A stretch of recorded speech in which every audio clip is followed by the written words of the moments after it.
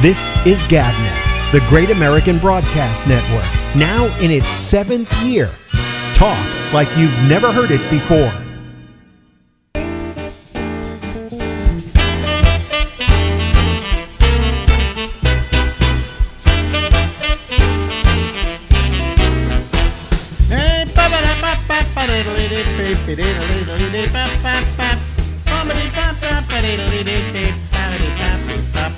Yes, this is Alex. I'm in the big red letters. The Ramble is the name of the program. It's in white. And we'll be here until midnight tonight from the East Coast of the United States of America. Ladies and gentlemen, presenting Larry Bubbles Brown. Hello, Larry. Hello, I've just gotten back from Kabul. Yeah. We're even entertaining the troops, are you? That'd be a great gig right now. In the immortal words of Bob Hope. But I want to tell you. I want to tell you. Yeah, I want to tell you. Where are you entertaining the troops? Anywhere? There's no troops left. No, there are no troops. Yeah, We're still waiting for. Some of the clubs are open now, and I think we have to. I think you have to have show vaccine proof to get in, starting fairly soon. Yeah. Well, here's the thing. I saw a thing on San Francisco yesterday, and they said that the rents are 20% cheaper in San Francisco than they have. They did drop a little, yes. Yeah, and the reason is, I guess.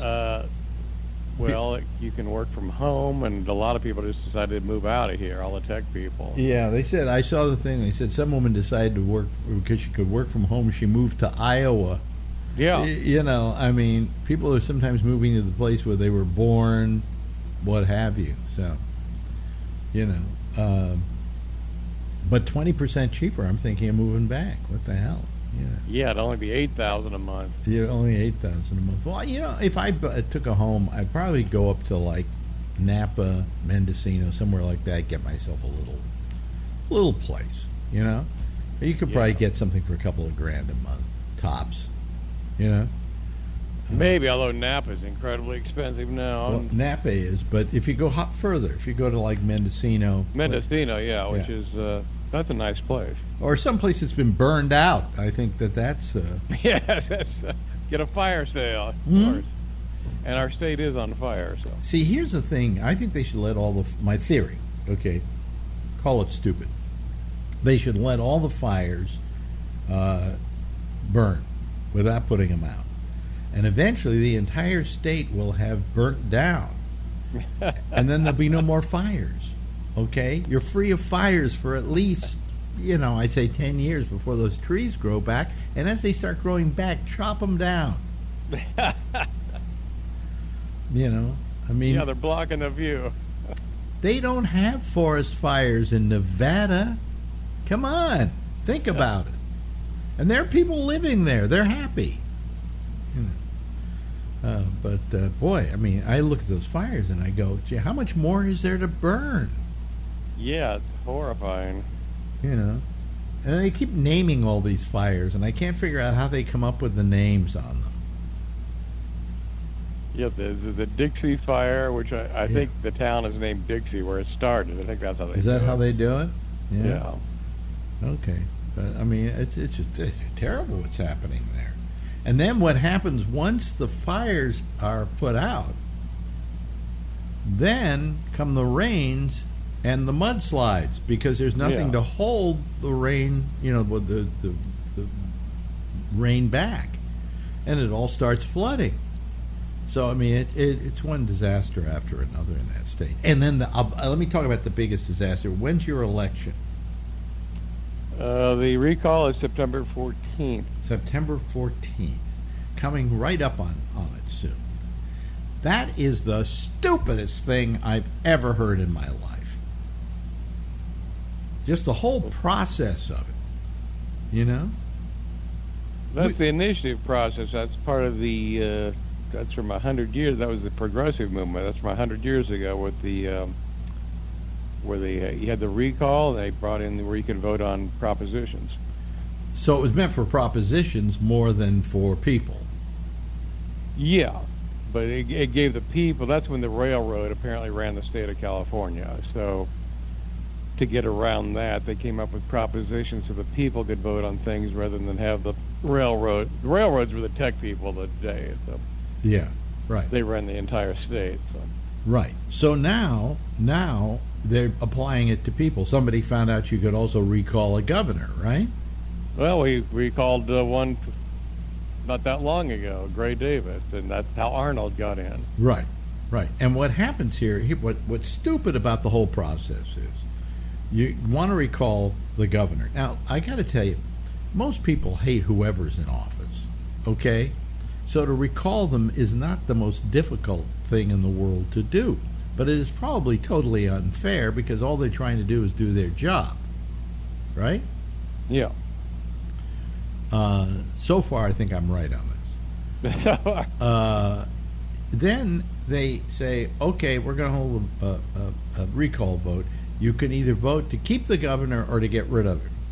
And, people who like the governor are probably not going to go out and vote, but they have to now, and they have to go out of their way to vote because without your vote, he's out of there. Okay? Now, if you don't want him back in, and you're voting for the recall,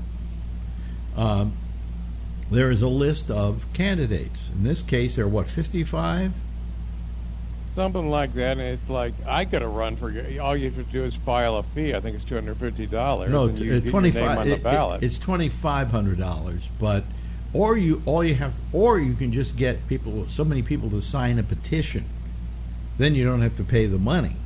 Mm-hmm. Okay, and then you're running. Well, there are 55 this time. There were 135 the last time. Okay, but there are 55. All that has to happen is if you voted against the governor, now you have to vote for one of these people. And the fact is that these people don't have to win by 50% of the vote. They only have to win the vote, which Right. means a guy like Larry Elder, okay, who is the leader right now in California, all he has to have is 10 more votes than the guy who didn't beat him.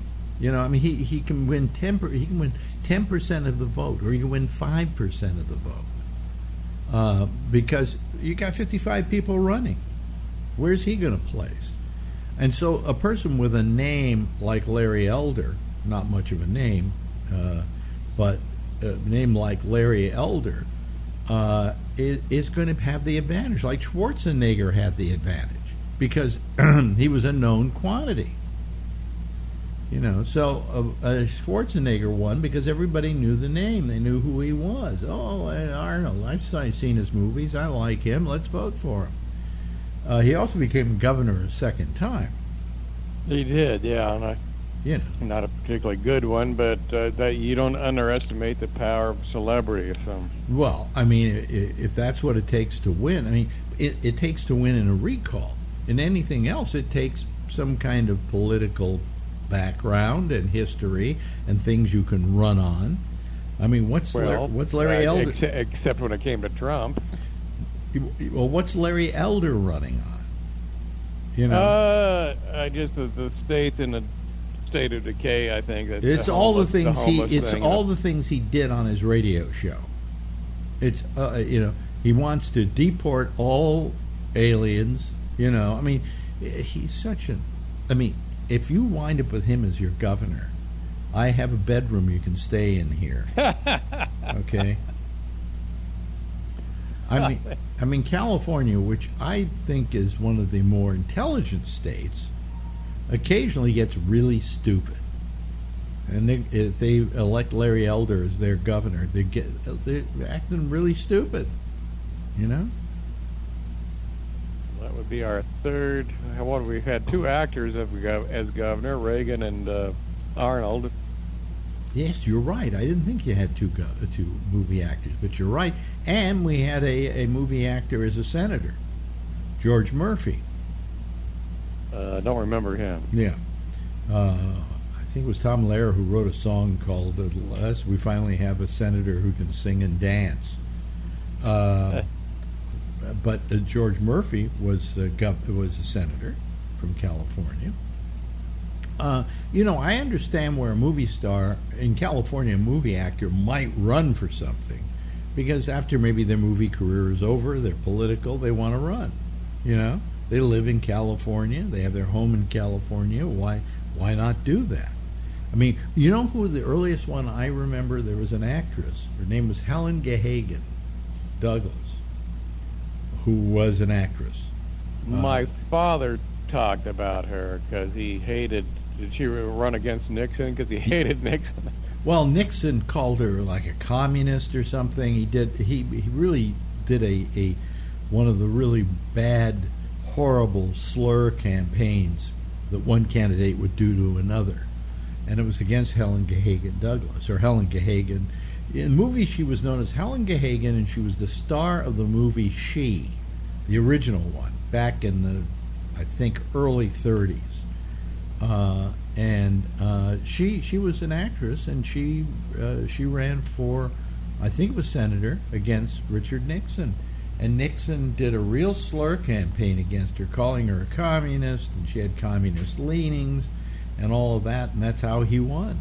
My father hated Nixon for that reason, too. It's strange. Oh, yeah.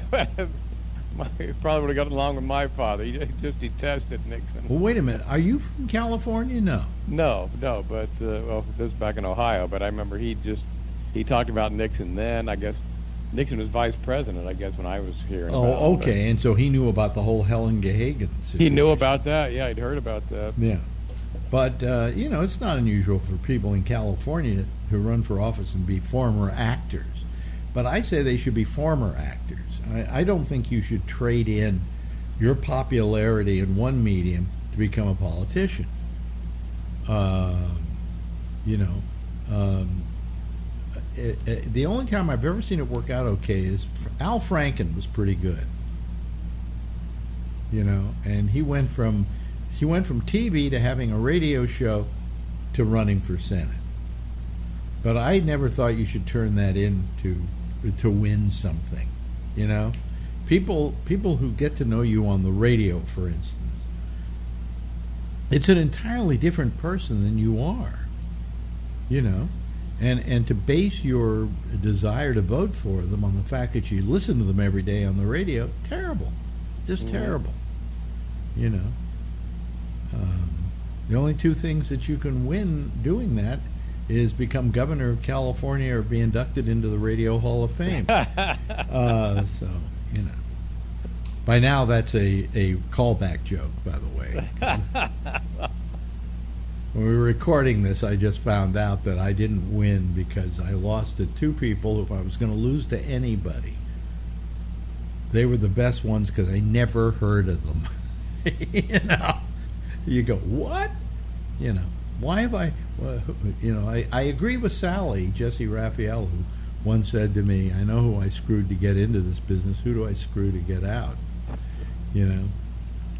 But anyway, so you got fires in California. You got this recall thing, which is just they gotta do away with that. The whole process is terrible. The cream does not rise to the top. Well, it does seem a little flawed the way that you got 50 people running for the guy that gets the most votes. You could get a real nut job. You don't have to get the majority. All you have to get is the highest number of votes.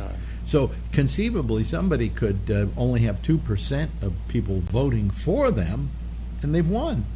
Exactly. If you got 55 people running, you got to get more than, let's say, 2% in order to win. So if you get 3% of the vote, you might just be the next governor. And that doesn't mean that it was a landslide of people wanting you to be governor. So, we should have run Durst. You should have run Durst, right, from his hospital bed. Yeah, he could have taken it. Yes, right. Vote for the only candidate who's a stroke victim. Maybe we can write. Can you write an in on this? We could write. Now guess who I had in my apartment yesterday. Of course, this is a couple of weeks from yesterday, but that you're hearing this, folks. But I would say Shecky. no. Guess again. Do I know him? No, you know her. Her. Oh, Lori Thompson. Absolutely. Yeah. Wow. Yeah. She came by with her future intended. The man she's going to marry. His name is Rick. Great guy. Like him a lot. She's getting married. That's the last time I talked to her a few months ago. She's getting married. Right? Yeah. And they spent a couple hours with us here before they were going over to New Jersey, and it was good to see her after all this. In case people don't know, Lori Thompson was my news person when I did my morning show in San Francisco, so she was very well known. Also because I made them advertise the show as the Alex Bennett program with Lori Thompson, which I did because I felt she needed to get the credit, and I think dearly of her, and it's wonderful to see her. And she's a great person. I love Lori. She's now 61, and I looked at her and I said, "So you're getting married?" And she said, "Yes." And I said, "Aren't you a little young to make this kind of decision?" And where is she living? She's living currently in, believe it or not, hold on to your pants, Mississippi. Ooh, wow. But they're thinking of moving to Florida. I said, "You really want to ruin your life? You want to move from Mississippi to Florida?" Yeah. Is she seeking humidity? I don't know, but her husband, I think, has a bunch of homes and stuff. He's done okay in his life, and they're just thinking of moving somewhere else. So she's not working? I don't think she's working right now. She didn't give me the indication she was. She talked about jobs she had, and places she had worked over the time, and we talked about that. She had a great voice. Great voice, yeah.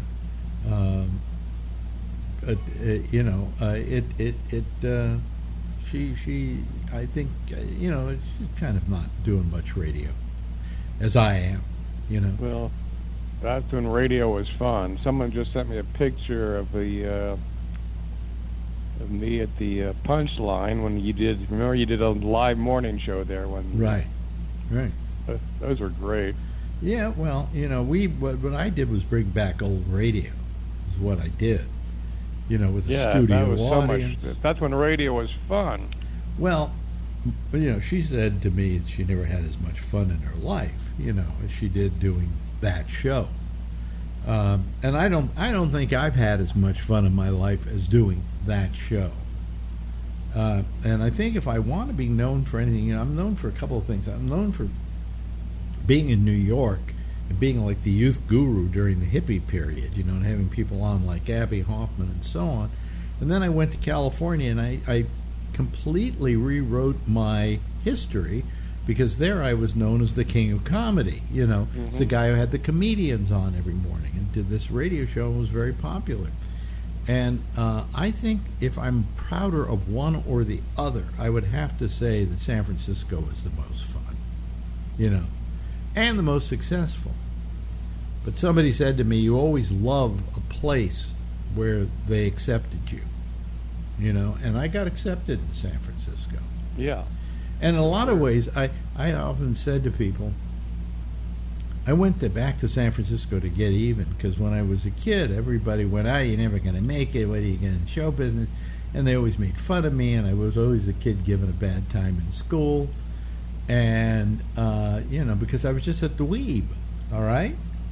And I told people, I said, I think I came back to San Francisco to get even. And really I did, I think, in a big way. The show was very popular. I was very popular. I mean, I don't think I'm overstating it, No. And I got even, in a very nice way, and everybody had a good time, and it was a real party. And people remember that program affectionately. I do get people who write to me saying, "I remember you at WMCA or at WPLJ or whatever in New York." But most of the stuff I get are from people who are fans out in California. Ray James, our old friend Ray, was telling me he was in college, and he said he was down the peninsula somewhere, and he said he was in the parking lot, and there'd be like 25 people in their cars because your show would run past 10 o'clock, and they were still listening to the show. They'd be late for class. Really? Yeah. Really? What's Ray James doing these days? He's down in L.A. He wrote for the Family Guy for years, and then I think he used to see his credit there. I think he hit 50, so that means you can't work in writing anymore. So I think he's out looking again. So yeah, but I imagine he got good money for the Family Guy. Oh yeah, he's a great writer. Probably Writers Guild. Yeah. He probably he has a good pension from them. So a lot of people we knew wound up on the Family Guy. Dana Gould was writing for the Family Guy for years. Gould? Or remember or was it the Simpsons? He wrote for the Simpsons. Simpsons, yeah. So and when I see Alex Reed's credit, another comedian that we used to have on the show, he's usually down as an executive producer on a lot of shows. The smart comics got into writing, I think. Well, also I think the comics who couldn't make it as stage comics, but who had great material and were great writers, wound up writing. I think, for instance, that a guy like Feldman, who I don't talk to anymore, but David Feldman, he wound up as a writer, basically. He got hired originally by Roseanne to write on, not by Roseanne, but by her husband. What's his name? He was kind of popular for a while. Tom Arnold. Tom Arnold hired him to write on Roseanne. And he wrote for Roseanne, didn't he write for Bill Maher? Then he went to the Bill Maher show and wrote for him for several years, the one at HBO. And then he left there and became disgruntled. I don't know. I mean, he's become just a horrible person. But you guys used to be close. Well, he was I'd say my best friend, or one of my best friends. And all of a sudden, one day, I don't know, something happened. He turned the switch off. And, it's one of those kind of things you go, what did I do to him? You ever have people that do that to you? And all of a sudden you go, hey, I was nice to that person. What did I do to them? Yeah, I think it's called ghosting, where people just kind of leave. Yeah, is that called ghosting? Yeah, You just never talk to them again. Hey, have you ever had anybody ghost you? I'm trying to think. I'm sure I have, but... well, he's kind of ghosted me. I can't think of anybody else that's ghosted me. I just, there are a lot of people I don't talk to, okay? I talk to you every couple of weeks. I talk to Kravitz. I talk to Pearl. I talk to Durst. I talk to Slayton. But that's about it. And I'm trying to think of who were some of the major people that I used to have on. Well, Ruben. I used to have Ruben on here, but somehow he disappeared. He's in Canada. Is he? He's in Canada now. He had a wife up there, right? He's been up there for a few months now. Oh, really? Yeah. Oh, okay. So, but I think he still has his place in L.A. Okay. Yeah. But anyway, so I can't think of too many other people who have ghosted me, but I don't know. If they ghosted me, they must be ghosts, so I don't know who they are, and I don't know where they are. Anyway, hey, listen, nice talking to you once again. Alex, I will never ghost you. You better not, you motherfucker. I would hate to ever lose your friendship and your camaraderie. Well, I'll ghost you when I die, which would probably be soon, the way I feel. The way you feel lousy? Yeah, I just feel crappy. But how do you feel crappy? I'm just tired all the time. Hey, let's talk about our aches and pains. Tired all the time? We'll talk about it next time. Yeah. I'm tired all the time. Of course, I'm taking a drug that does it, but I'm tired all the time. Well, I'm just thinking maybe it's because we're old. I don't know. I don't know. Because this has only happened in the last year or so. Yeah. But, Feldman used to have a line that I like, and I've kind of stolen it over the years, and I say, Well, I get plenty of exercise. I do 50 push-ups every morning. Well, actually, it takes me 50 times to get out of bed. 50 sit-ups. See, I even fucked up a good line. That's a good joke. Good talking to you, Larry. Good, Alex. Larry Thank you. Bubbles Brown, folks. This is GabNet, the Great American Broadcast Network, now in its 7th year. Talk like you've never heard it before. And of course, Larry Bubbles Brown. No, it's let me turn on the lights. Yeah. I forget all these things. Lights, Yeah, I forget all this stuff now. I can't remember where I am at any given moment. So that was Larry Bubbles Brown, and he'll be back on again next week. Come on in.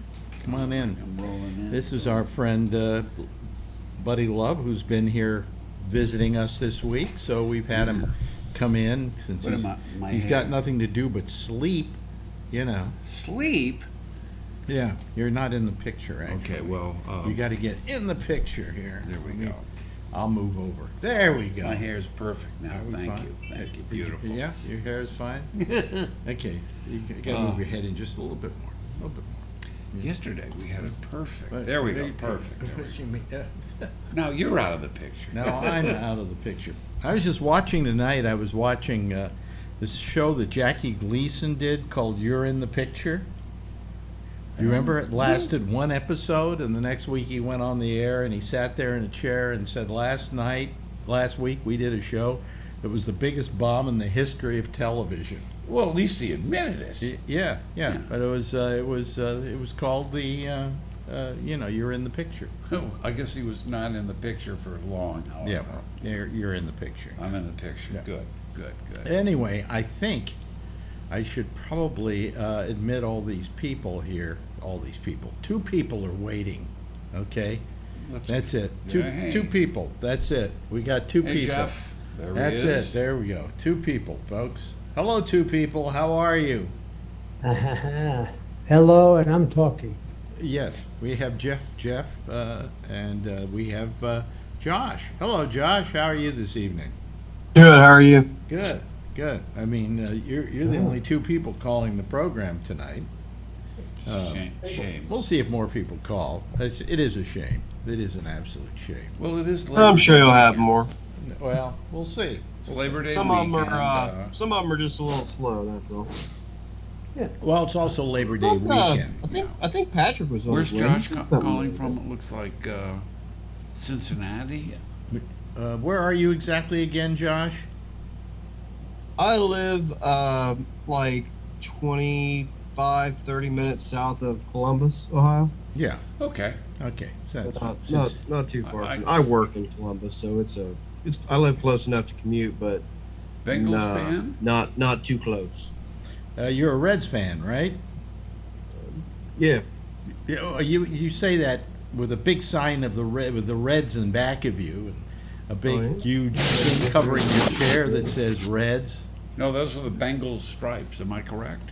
Are you a Bengals? Oh, the blanket is, but the flag is. The flag is that's red. from Yeah. Yeah. See, I don't know from any of this, Well, and I'm the one who has a sports Emmy. that's true. You do. Yeah.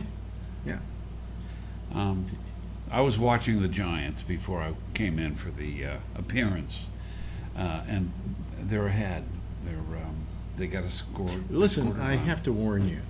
There's nobody here that cares no, about wait a minute. sports. That okay. any description of anything sports related. No, any description of the game Right. is strictly prohibited by the Major Commissioner of League Baseball without the express written permission. Okay. Okay, am I right about that, Josh?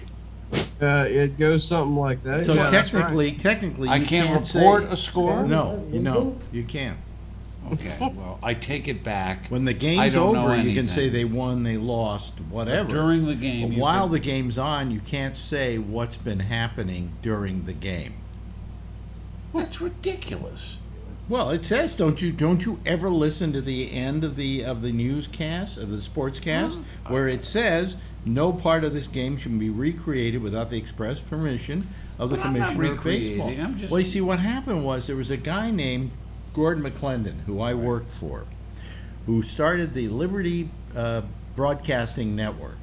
And he used to do what they called, this was in the 40s, baseball recreations. My dad did those for him when he was in Guam. What he did was he got the line scores, and then he would sit there with a guy with a sound effects machine doing the game. And his game play was more popular than the actual coverage. My father because he was so good at doing it, and that's why that rule was made by the commissioner of baseball. Bastard. My father used to take us out to the local baseball field. The kids in the and he would do play-by-play. There's a high hopper out to left field. Bob Vickers muffs it. He's chasing. I mean, full descriptive, but he did play-by-play for college baseball in Boston. And before that, when he was in the Navy during World War II, he was stationed in Guam, and he would read the tape. If I remember correctly, when I was with Armed Forces Radio, I think they did some recreations. Yeah. But I think they had the permission of the commissioner. They of baseball. did, because it was for the troops. Yeah. Yeah. But that's why that rule came into being, was because of a guy I worked for, and he was very popular doing it too. He did. Really? Yeah, he did. He got higher ratings than the actual games themselves. Oh, yes. Yeah. I don't know what happened to my earphones here. I'm trying to. We got Josh. We have Jeff. We have. Well, us. we have Jeff and Tom. Hello, Tom. Haven't seen you in a while. Yeah. Drop Wanted by to say howdy to Buddy Love. Yeah. Good to see you, Tom. Yeah. Yeah, I actually caught you at one of your Christmas performances a few years ago at the chapel, and I really enjoyed it. Oh, well, thank you. We are set to go. Keep your fingers crossed, but we're set to do our show on December 23rd. So spread the word for the 23rd. Yeah, we should of get a December. whole bunch of us in California, the Bay Area, to go and go to the show. Yeah, it's been tough for everybody, everywhere in the United States and around the world, not being able to perform. It's been tough on my psyche, to say the least. So it is. It's tough on everybody. Yeah, Yeah. it is. Yeah, it's been tough on all the comics that I know. Oh. The only one who's been kind of lucky is Will Durst, because during the entire COVID thing, he had a stroke and has been in a hospital bed, and so he didn't have to go through saying, "Oh my God, I'm not getting bookings anymore," Yeah. and all of that. Well, we hope. But I it's don't know doing if we'd want to have that happen so that we wouldn't That's right. worry You about don't not want working. that. Yeah, no, I'm That's strategy. all of you out there who know Will Durst, we're all Yeah, well, thinking he's good on the things. show. In fact, I'm Yeah, doing he's going to it- do something with you tomorrow. Yeah, I'm isn't going he? to do a thing with him tomorrow. Yeah. He's doing better. It's great to see it. Great to hear about it. Better by measures. It's Yeah. not. I don't think he's going to be able to walk. Well, I think that's the hard go. He's going to get his hand back, right. so he can then write, because he loves writing. He's a Writing great is- writer yeah, too. Yeah. He's So we're hoping that at least that's going for good. him. Well, But we'll hear Give from to him his tomorrow. GoFundMe. Huh? Give to his GoFundMe. Yeah, there is His a GoFundMe. a GoFundMe for him. yeah. And if you want to, you might throw in a couple of bucks. Just Yeah. go to Will Durst on GoFundMe. I don't know what to think about GoFundMe though. They make money off of all of that, right? Well, it must. They must Yeah, get but- a percentage of Yeah, whatever's but I mean they're raised. making a percentage off of other people's misery. Yeah, that's true. Why wasn't there somebody who came up with a free version of GoFundMe? Yeah. Or maybe one in which it was a small charge because they had an administration and people they had to hire to run the place, But, I mean, they take 15%, I think. It's like the best thing that happened to GoFundMe, the owner, was the COVID. They take that It's like much. it's like blood money. It's like blood, Yeah. oh, we got a lot of people sick. Oh, we're going to do good this week. Yeah. That's quite a bit. 15%. Something like 15%. You Yeah. might be right. Yeah. I mean, I don't want to make a joke of it. And I mean, that's why if you give somebody some money, you add 15% just so that they don't have to, Yeah. suffer the consequences, as it were. Unbelievable. But he does have a GoFundMe, and it's the one place you can give him money. He's done okay. I mean, they've gotten close to $200,000, I think. That's very helpful. Yeah, yeah.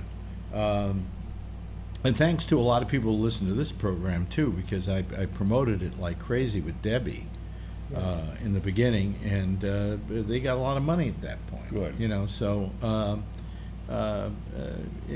But we'll have Will on next week. We'll be playing it next week, and but it's very difficult for me to get to him because I can't get him to answer texts. But he does. He says, best way to get a hold of me is text me, and I text him, and then I wait a week and a half, So I hope everything works tomorrow for the,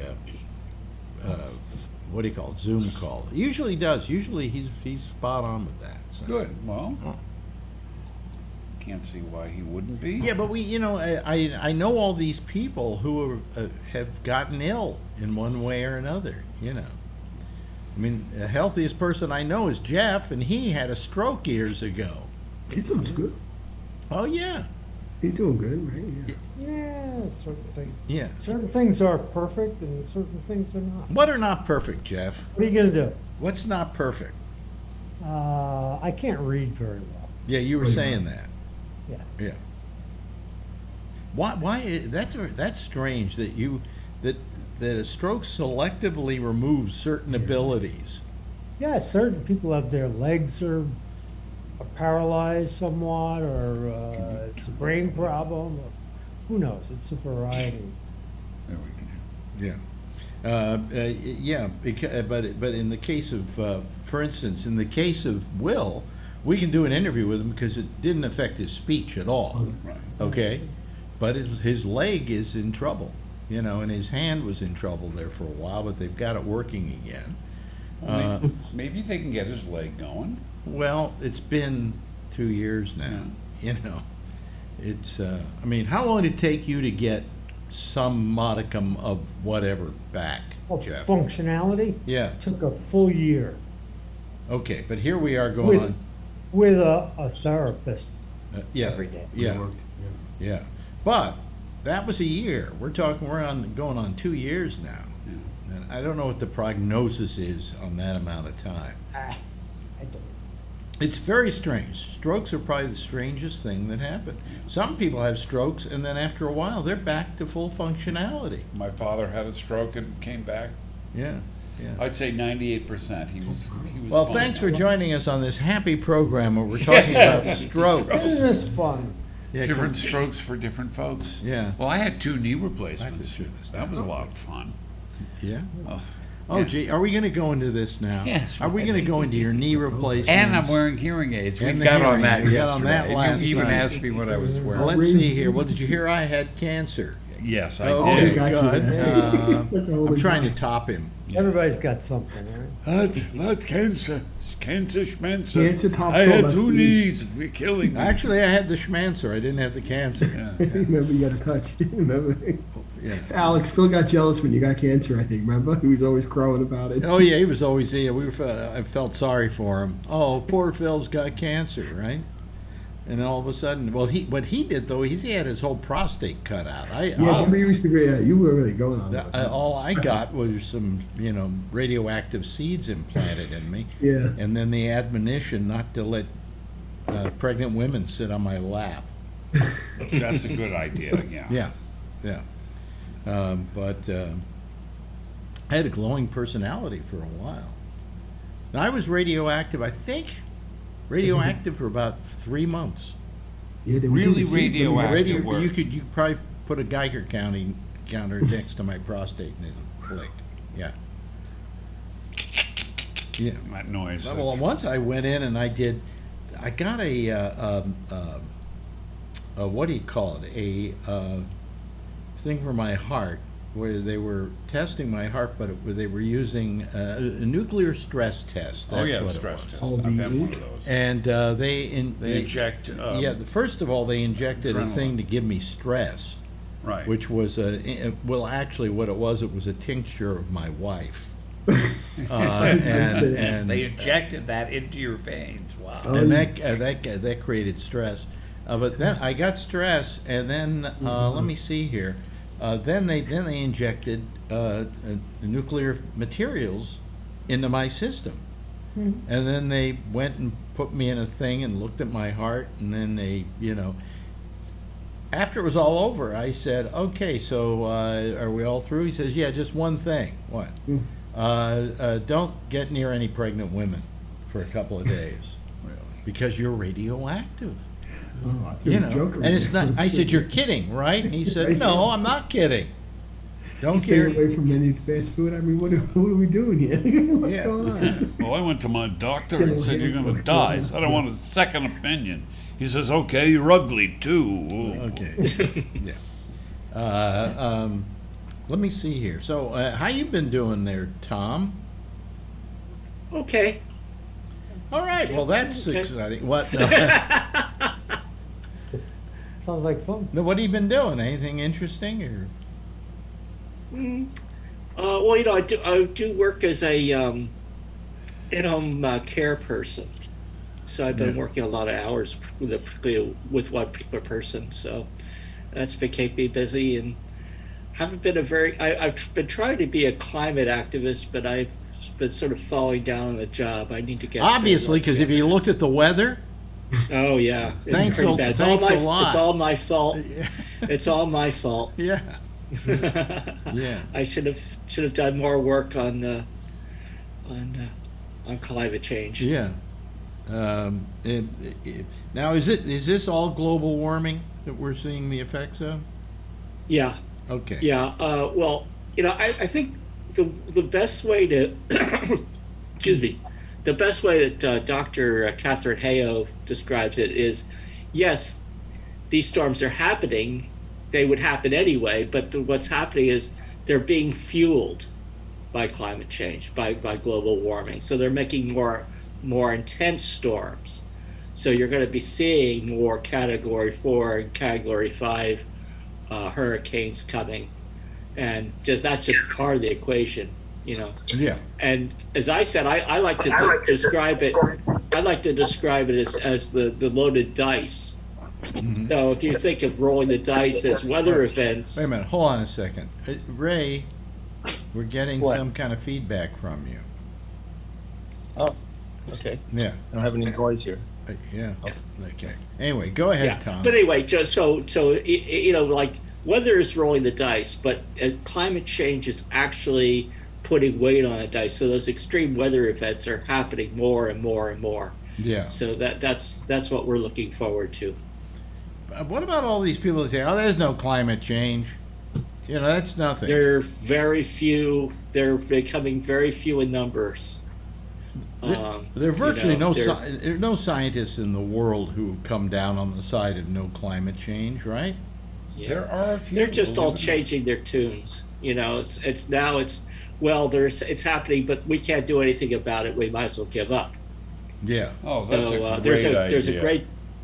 there's a great book by Dr. Michael Mann of Penn State, and he's written a book called the New Climate Wars, and he describes the inactivists, and that's what we really got to fight now, is the people who are just getting us so depressed that we don't want to do anything. So we really need to fight against that, because it is a doable thing. It's something that we can actually work out if we get to work on it. Yeah. Uh, Well, that British broadcaster, what's his name? David Attenborough. David Attenborough. Yeah. Did a thing that's on about what the world's going to be like in 25 years, 50 years, 100 years, 200 years, if we don't do anything. Right. Okay? And he showed what's happening already.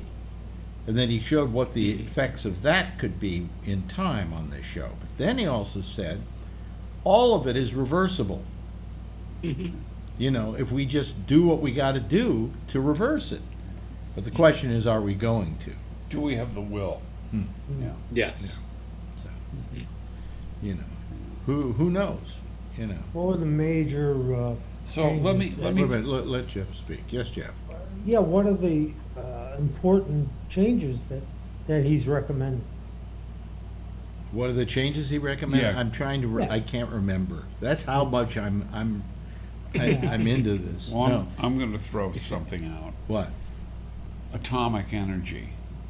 Why is it still such a taboo subject to bring up?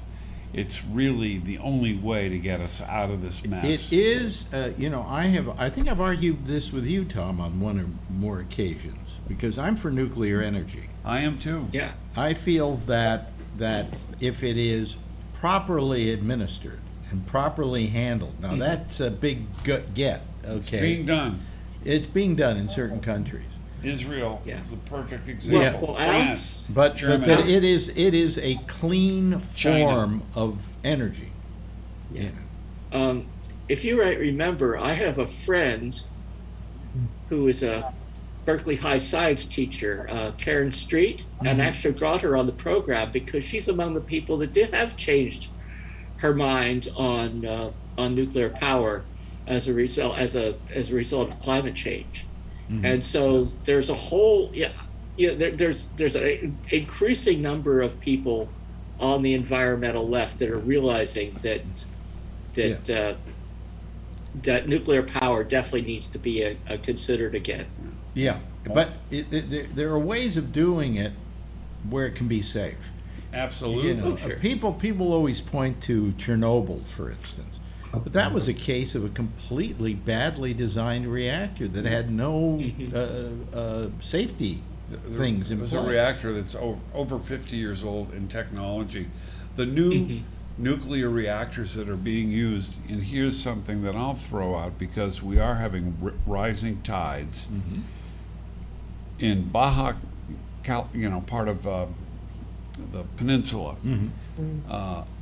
There's a company called Driscoll that makes berries. They built a nuclear power plant that is desalinating water and creating land for growing berries that has never had land, and they're using desalinated water. Now we're rising tides everywhere, right? Build nuclear power plants, desalinate the water, and send it to the Central Valley in California, for instance. Send it to Arizona and Texas, where there's no water, and alleviate our rising tides. At the same time, get rid of coal burning, get rid of natural gas burning, and be able to create enough power to power up all these electric cars. Yeah, Tom. Yeah, well, I'll tell you what the real solution is. That's to put a price on carbon. So if we enact a carbon tax, then sources of electricity that don't expend a lot of carbon, like nuclear power or wind or solar, those will actually become more feasible economically. So just so tax carbon emissions, and then more people will discover nuclear power, and better methods of nuclear power will be developed. Yeah. Josh, what do you think about this? I've never heard you talk about, this issue of the environment and so on. I'm certainly for opening up, other avenues of our energy. I suppose I've never really understood, even if you were on the right and you just completely, 100% did not believe in any form of climate change at all. You're just total denier, total hoax, whatever. Yeah. But why then is it still not good to pursue other avenues of energy? What would even be the harm? And if anything, you would think that it would fit into their model of like free enterprise and open markets and free business. So what if you're the coal industry and this other new solar industry comes and, wipes you out? I thought they were into that kind of thing, so then the coal people should buy solar companies and do whatever. I work for a large company, right? And when they feel threatened or see whatever, they go buy the other company, you know, I mean, if they can or whatever. So I don't, you know, so from that side, that's what I kind of think about that. I mean, I do believe there's you know, something going on there, and I think that we should be finding any way that we can to make power that is cleaner. I mean, even if you don't believe that there's something up, what's the harm in that? I guess is what I'm saying. Here's something I don't get. You know, I think Biden said or was it Cuomo said in New York State, or was it the president who recently said that by 2040 he wants all cars to be solar or to be battery operated? 2035. 2035, and that's a very nice place to go to, but you got to really perfect those cars so you don't run down on the highway and you're miles from a battery station, from a charging station. You have to build an infrastructure. Yeah, to support you got to do that, and more than that. My question is, okay, so you're not using gas, but you are using electricity to charge the battery. Exactly. And where is that electricity coming from? Yeah. You know, and if it's and there's coming, probably ways to make it. I mean, that certainly could be done. I mean, but the technology should adapt and evolve over time as the needs change, and I mean, who knows what we will have discovered or invented in 20 years, right? I mean, we don't know. So that was my point about the power is, even if, like I said, even if you're just total climate change denier, you know, nothing has changed, the earth is all the same or whatever, you know, we don't need all these other forms of energy and all that. Yeah, but I look at it as the same way I do like space exploration. We didn't need to go to space either, but we did, and as a result of that, you know, there was all this innovation or whatever, and a growth in our economy. And why can't you just do that with energy? I mean, like I say, even if you think climate change is just complete bullshit, I mean, what's wrong with the exploration of these other markets and innovating things? And who knows what, you know, you would come up with or run into or whatever, and, you know, just look at it from that direction. I mean, I think Democrats could do a better job at selling climate change from that angle, rather than the one that they often use. I mean, I'm not saying I'm in favor of them lying to people or whatever. I mean, no, you can't, but they could probably put a better spin on it rather than just, you know, saying it's bad and, you know, we're going to create a tax, you know. Well, here's my question. It just gets them into trouble. I'm not saying Tom is wrong or it won't help, but I mean, I'm just saying, like, PR wise, they kind of spin their wheels there. But here's my question. I never can quite get answers on this. You know, when things change, the things that change wind up costing us more money. And I foresee that if all of a sudden we're no longer going to gas stations, somebody's going to want to make a profit off of that, and the cost of electricity is going to go up. Just because all these people need to juice up their cars. I mean, how do we prevent all that from happening? I mean, God knows the electric bills are bad enough as they are already. But, for instance, how much does it cost you? Do you know anything about this? Anybody about how much it costs to make a electric car, purely electric car, run, and how much it costs in electricity a month to your bill? I have a hybrid plug-in, which means I got about 30 miles. Yeah, but I still have to plug it in and charge the battery. I have friends that have Teslas.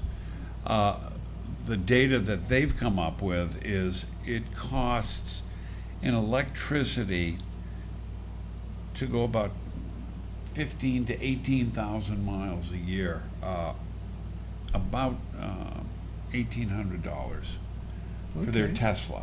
Now, my wife has a friend who bought a Tesla, and then he bought solar panels and the Tesla battery storage system. He is able to air condition his house in Dublin, California, and it gets hot out there. It's not San Francisco. People have air conditioning. He's running with his solar panels and the ability to store the power, which is the biggest problem with solar panels, is storing the energy. Well, he's selling, energy back and powering his house and charging his car on his solar panels and storage system. And his electric bill is about $14 to $30 a month compared to what it was before, which was, he said, in the neighborhood of $450 to $500. But you have to make a month. lot of investments. I mean, solar is not cheap to put in your house. No, it's not. And in California, if you want solar, you have to go get an okay or something from certain Well, authorities. That's Bill And Maher's it- shtick. And Bill Maher said it took him 3 Yeah, years to well- get his solar okayed. It could be because of the neighborhood that he lives in. Yeah. Let me say, I have friends that have gotten solar panels in our neighborhood, and their bill has been cut by 2/3. And the investment that you put in still gives you a tax write-off because you're creating clean energy, and you can, in certain circumstances, return some of the power back to the grid and lower your bill even more. So everybody I know says it's about a $15,000 to $20,000 investment to get set up and running. And it takes about 4.5 years before you're making that money back. It's like paid for in about 4 years, and now you're home free. Yeah. But think in terms of also what you're doing to help the planet by not going onto the grid and taking. Solar power, I like. I think it's a good way of, It's a good way for people Yeah. that live in. But I don't. areas. I'll tell you what I don't like. You have to store those it, though. goddamn windmills. Oh yeah. I mean, You mean wind generators? wind generators. Yeah. I mean, wind generators. Yeah. Yeah, the windmills. I mean, I don't know. Have you ever gone to Tracy? Oh, yeah, Tom? Tracy, You Livermore. drive. Yes, of Livermore. course. And all of a Of course. sudden, you hit all these windmills up there, and everybody goes. The first time you ever see them, you go, "Isn't that wonderful?" And about the 50th time you see them, you go, "God damn it, those are ugly." Yeah, they are ugly, You but know? they create And a they're- lot of energy. they're And carcinogenic. the ones they put out in the ocean that are, from the Good. tip Put to them in the each- ocean where I don't have to see them. Yeah, well, that's what they're doing in England. Yes, Tom. I would say, and I brought this up before. Imagine, that those hills all covered with houses too, which, in a way, those wind generators, they're not billing anything. They're actually generating electricity. Imagine that they're actually preserving a lot of open space. There's a lot of cattle grazing that's going on there that wouldn't be happening because that would be land that would probably be turned into houses. So what do you rather see, the green hills with the wind generators or housing tracts? Maybe no wind generators and no housing tracks. How's that? Well, And let's just get more people into solar, and let's take care of things that way. I mean, for all those generators that are out there, if they, let's say, put solar panels on those hills, would they be getting more electricity than with the windmills? no, No? no, they don't. No, And you're relying on sunshine rather than wind. And in certain areas where they build these wind farms, and I saw them when I was driving across the country in Iowa and Nebraska, huge wind farms. Instead of seeing cornfields left and right, you were seeing wind farms. Yeah. And they're generating huge amounts of energy, especially for rural areas that don't require the amount that a major city does. So in rural areas, they're very efficient and very good ways of creating power. Also, if you live near the ocean, and you can create a power grid that is underwater and being powered by wind generated turbines that are out a mile and a half out there, so you don't see them. Yeah. Well, I mean, I think that I'm more of an adherent to solar power than I am to wind power. Yes. If they're both going to be only 10% of the problem, Yeah. we still need atomic energy to get us I out think of nuclear power is the answer. this. Yeah, I do. Absolutely I really do. the answer. Is your hand up, Ray? No, but I can say something. Yeah. I believe that in France, I think they're 70% powered by nuclear power or more, Mhm. and they have excess, and they sell it to Germany. Yeah. And also, for some reason in the United States, we have a waste. Well, actually, the problem. Germans, it's good they're using nuclear power because they were very bad when they were using gas. Oops. Ba-dum-bum. I mean, Yeah. but there And is.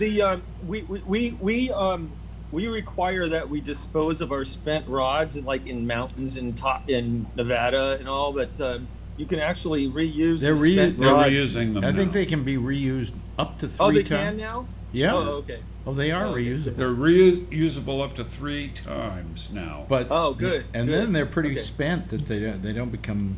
They're not as hard to Yeah. dispose of, and not Yeah. as radioactive, and not as Yeah, harmful it just has to such a any bad animal. rap because of Chernobyl and what we did in World War II, and then that tsunami in Japan a few years ago kind of put the nail in the coffin. But I Yeah, think it's definitely where we have to go. location. It's location and Yeah. it's safety and For it's sure. it's reinforcing those safety factors. The problem with Chernobyl was it was a non-contained nuclear power plant. Yeah. There was no It was a containment. mess. And it was so old, and it wasn't maintained, and they didn't have any processes in case there was an emergency. It was everything that could go wrong did go wrong. It was a plethora. And they never of sat things. down and Yeah. said, "Here's what could go wrong, and let's make sure we prevent that from happening." Never, You no. So, Those kooky Ruskies. yeah. Yes, Jeff. I lived in Seattle, Washington, about, 40 years ago. And the pricing of electricity was almost zero. And it was because it was all run by water. And I don't know if that still is going on. I assume it was. Hydropower is still.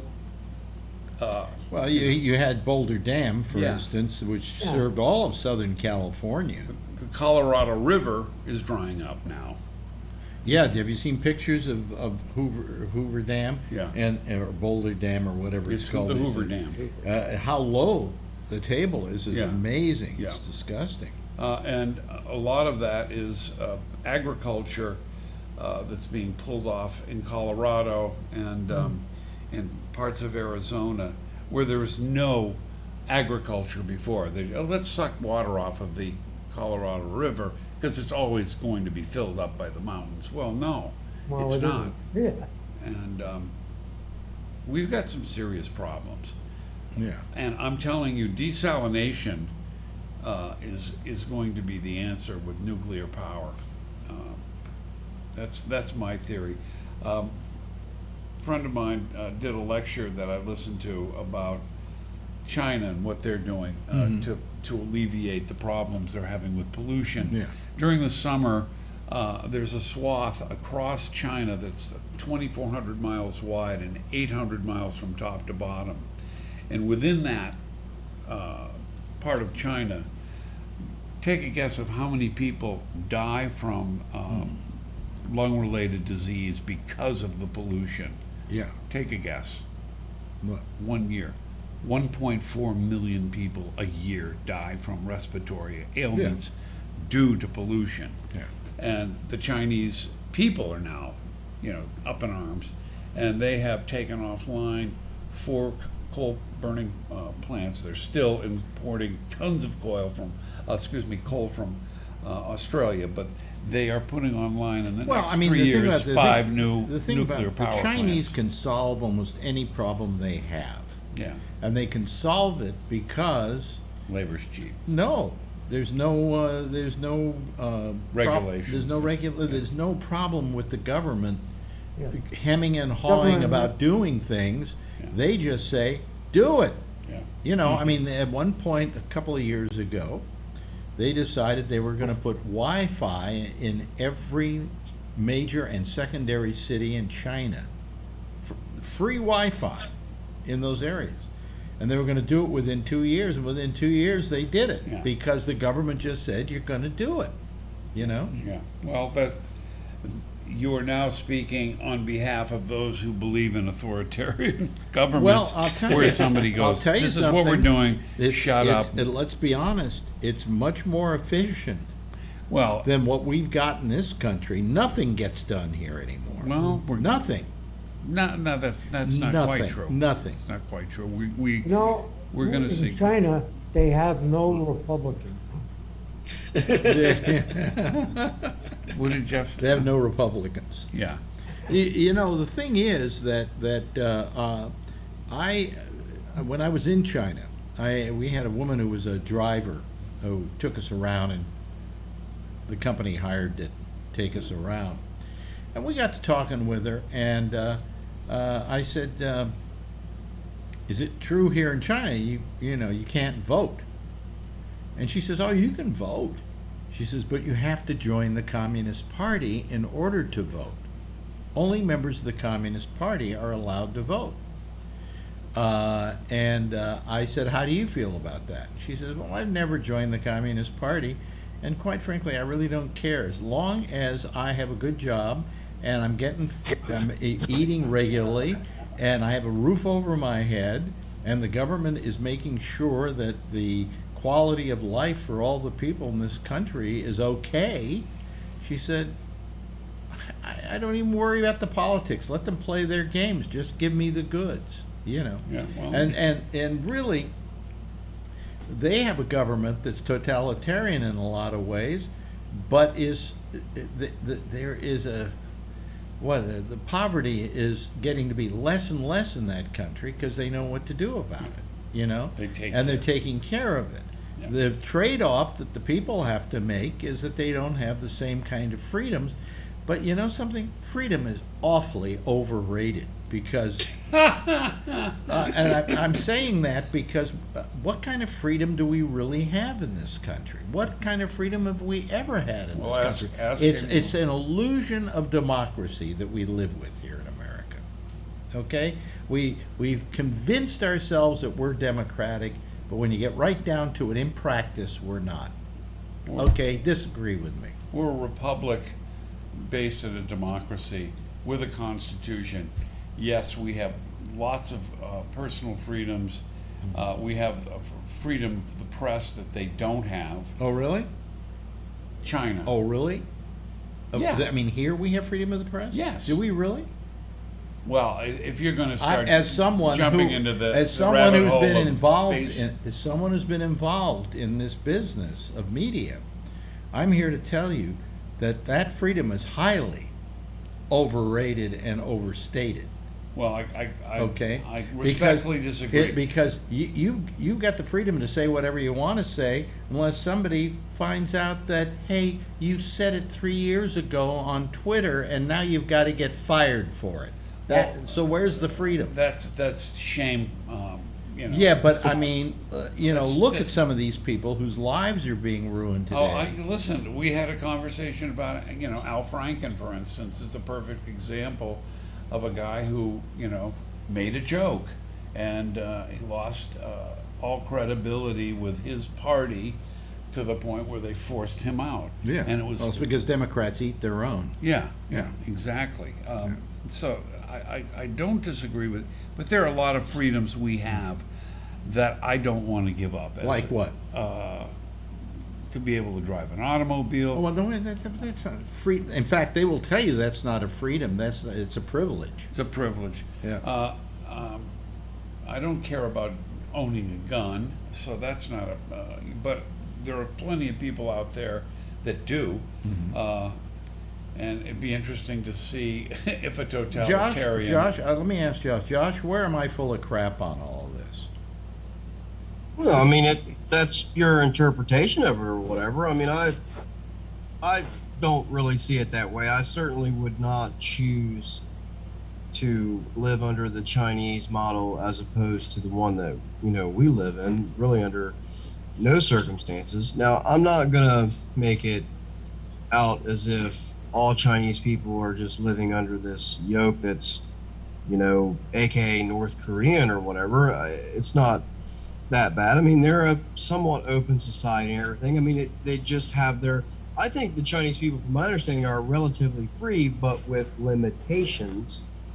And once you reach those limitations, they're pretty hard line about it. Freedom of the press, I mean, the country that we live in now was pretty much built upon the ability of people to write down their thoughts to convince others that what they thought was a good idea. Mm-hmm. And that really formed the base of the pyramid that we built, that we call the United States of America. Now, maybe we don't do that as much anymore, or maybe we do it, we just do it in 140 characters or less or whatever. So we have changed the way that we've done it, but I think we still do it. But we were certainly based in that. I mean, in my opinion, I mean, I think you're about as free here, as you can get. I mean, for the most part, we have problems. Well, I'm going to say that you have freedom up to a point if you don't step outside the box. If you step outside the box, you don't have freedom. If you say something on Twitter, it's going to come back to bite you in the ass. There's no question about it. Yeah, but I think you're talking there. I guess I would say that's society is judging you in that way, but not necessarily the government. Well, no, companies do too. Let me give you an example. But not the government. I'm not going to stand up for this guy Mike Richards, because he's I think pretty much a scumbag, and I'm glad he didn't get the job on Jeopardy, and I'm glad he's out at Jeopardy. As the executive producer. Yeah, and Wheel of Fortune.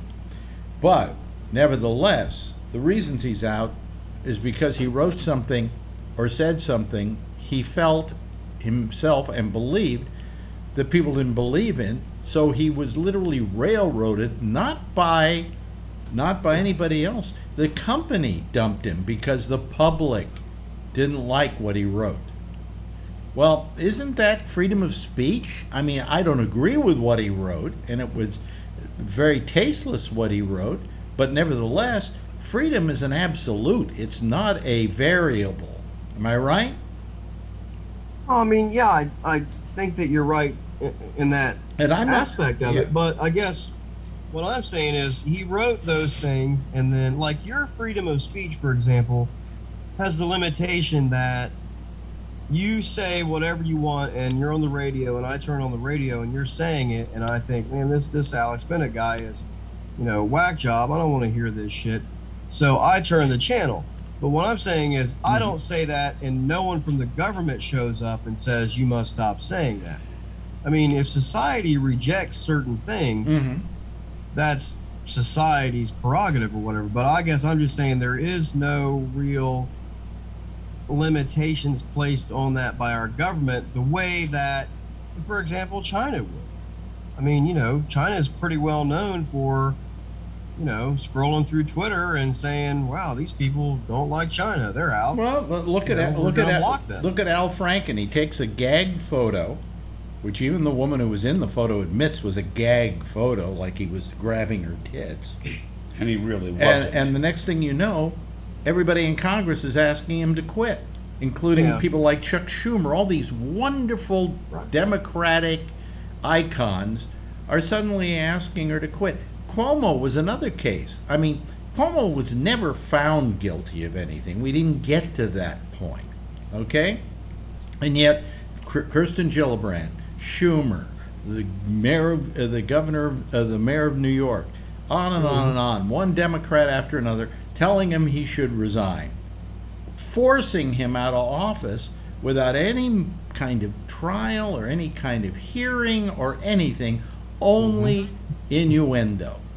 Yeah, I mean, our leaders could certainly do a better job of, of running a democracy, of acting like they're part of. Well, acting like they're part of a democracy. Yeah, I want to go to Tom. Do a better they could do a better job at selling the fact that you sometimes have to, you know, put up with things in order to enjoy, you know, your freedoms, and they certainly don't do a very and good Kirsten job. Gillibrand, this is 2 down for her. Cuomo and Franken, proving that she just hates men. Okay, in my opinion. Tom, you had your hand up. Yeah, I think this gets back down to the point of the differences between rights and privileges, and get back to the argument that Robert Natale was making, and that is that Cuomo wasn't actually on trial, and he still isn't on trial. He's still, you know, he's a free man. He can be free to do anything he wants, but the people decided that they had lost faith in him as a governor, and holding office is a privilege. It is not a right. The people didn't decide anything. Nobody asked us to vote on it. Nobody asked for us whether we wanted him to be governor any longer. And I'll tell you the goddamn truth, if tomorrow he decided to run for governor again, he'd probably win. Well, I don't know. You know, I mean, saying that the people, because there were they certain... were considering they were in the process of trying to impeach him, and he had decided on his own, when he realized that the situation was going the way it was, he resigned. No, I think, look, I'll tell you something. Sometimes it gets to the point where people, like, I think Al Franken, it got to a point where he just went, I don't need this shit. Yeah. You know, I just don't need this shit anymore. And I think Cuomo came to that too. He was thinking to himself, you know, they've done so much to erode the belief that people have in me that I can no longer be governor and be effective. And so I'm gonna move aside so the business of the state can go on. Okay? You got to hand it to him for doing that. You know. Yeah. Yes, Tony. You know, this may be a little off topic, but not too far off, I think. Is that another reason, like I love to watch All in the Family, the old Norman Lear show, and I'll tell you why I like to watch it. Because he dealt with real issues and wasn't afraid to show it on TV. I don't know what happened now with this whole, whatever the movement they call it, if they don't like the joke, or if you say something off color that doesn't fit into their parameters, they end your career. Mm-hmm. And to me, that is McCarthyism. That's McCarthyism, because if you don't, it's like you're sitting in a room and they're dictating to everybody, well, we don't like you now, you're gone. And to me, that is more dangerous than anything, you know? I mean, I actually just don't really like the way they're dictating to everybody what we should. It's like you can't even speak your mind if it's not into their agenda. Well, I mean, you know, I lived through the McCarthy era, and a lot of this reminds me of the McCarthy era, only this time it isn't the government necessarily doing it, it's the people doing it to each other. Yeah, exactly. And you know, I just think that look what's happening in California. That there should be a honest pursuit of trying to get at truth, rather than just saying, oh, you know, Cuomo's been accused of this and he's been accused of that, and I guess he's got to get out now because simply people have accused him of stuff. It's just that he had to leave office without the benefit of being able to prove guilt or innocence. I think he just got tired of the whole thing too. Yeah. Yes, I think Tom wants to say something. Well, he's the one that asked for the investigation. Yes. You know? Yes. He's the one that instigated, because and when they investigated, proved that there's the evidence there's overwhelming evidence to support the allegations. It's not overwhelming. No, I've heard. Unfortunately, I've heard other actually retaliating. It wasn't against people. It wasn't overwhelming evidence, Tom. I've heard his side of the story, and there's a whole different set of facts. And what these people had in that game that made them want to do what they did in complaining about him. The problem with Cuomo is that he was a bully, and he was not pleasant to work for, and he was in that respect, there wasn't a Democrat in this state probably that really liked him. Okay? But that doesn't mean that he shouldn't still continue to be our governor. And this whole thing, if you really were to look at it closely, was a trumped up job to get him, impeached or out of office and whatever by people who disliked him intensely, and that included the Attorney General of the state of New York. Yeah, absolutely. Yeah, and it was out known to she hated him. Yeah. Yeah. So I mean, so what do? They picked and chose the information that they got and threw some out and accepted others and came up with their decision. But it doesn't mean their decision was right. And he never really had a chance. The only thing he ever did to try and defend himself was to just tell his side of the story, which, if you ever have time to listen to it, he makes a pretty good case that this is a trumped up deal. So, but that's just my opinion, Mm-hmm. And what am I? I'm just a fucking stupid talk show host. Not even that, really. Yeah. So, I'm a previous nominee for being in the Hall of Fame, right? I don't listen to me, okay? And I've often said that, what do I know? It's just my opinion, but I just. But- What? Well, go ahead. No, go ahead. Oh, I was just going to wrap up something from earlier because Yeah. I thought you were done. But Go ahead. Go right ahead. Well, I was just going to say, with what Tom brought up at the very beginning with the climate change and everything, I mean, I just think that there is a way for the left eventually to try to help sell that by getting people who don't believe in it to understand the economic benefit from it. I mean, I'll tell you what, my wife and I are pretty familiar with and like the RV lifestyle and traveling the country and all that. And I'm telling you, man, you can get 4 or 5 guys who could be wearing Trump t-shirts and Trump hats and a Trump bumper sticker on the truck and the whole deal, standing in a circle of 4 or 5 guys talking about the solar panels they just put on their RV and how great they are. I mean, I don't have to buy gas for this generator. I don't have to run it. I don't have to listen to it. I mean, they're not talking anything about politics, Trump, or anything. I mean, these are completely anti-climate change people and all that. And I've seen them talk about solar panels for an hour. Yeah. I mean, now, where'd you buy yours and how much did it cost? And did you get this kind or that kind? I mean, I'm serious. So, there's ways to get people involved in that.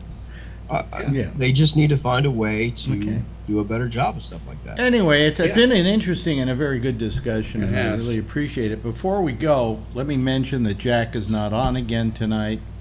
I think he's back home, if I'm not mistaken now. I talked to him earlier today, and it turned out that the reason he's had problems of falling over, was medication. That when he was first had his heart not transplant, but bypass and so on, they gave him certain medicines, which he continues to take to this day. However, another doctor added another drug to that regimen, and that is what is causing him to pass out. That's not Okay, and they sent him home from the hospital, and he's going to be okay, but he said, I'm not ready to do a show tonight because I've been in the hospital for 2 days, and I don't know how many of you have ever been in the hospital for 2 days, but it's pretty difficult to get over. Anyway, let me start playing the theme here. Josh, great having you here tonight.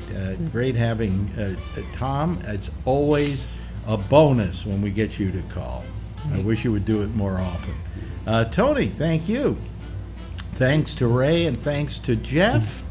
While it was kind of a scarce amount of people here, it was a good amount of people, and you were all good terrific. conversation. And thank you very much, buddy, for being good, with us. Good to be with you. And really, you should probably let me see here. What do we do? Oh yeah, we wave goodbye at them, okay? And they wave goodbye back at us. There we go. And that's it for our little show tonight. Thank you so much for being with us here. It's nice, and we'll see you next time you're in town. Absolutely. Okay, Always love because being on he the show. stays here, Shay Bennett, or Shay Miller, whatever you want to call it. Anyway, there's a rerun tonight of Jack Bishop and the Intersection, and he should be back again, he said, next Tuesday. In the meantime, I'm Alex Bennett, we'll see you, let's see, Monday at 4 o'clock with the pop-up show that we do. And then we'll be back here with the Ramble on Tuesday, 10:30 Eastern Daylight Time. Same time, same station in life. In the meantime, as always, if you see her, tell her I love her, okay? And by the way, get vaccinated. Wear a mask. Bye-bye. All right.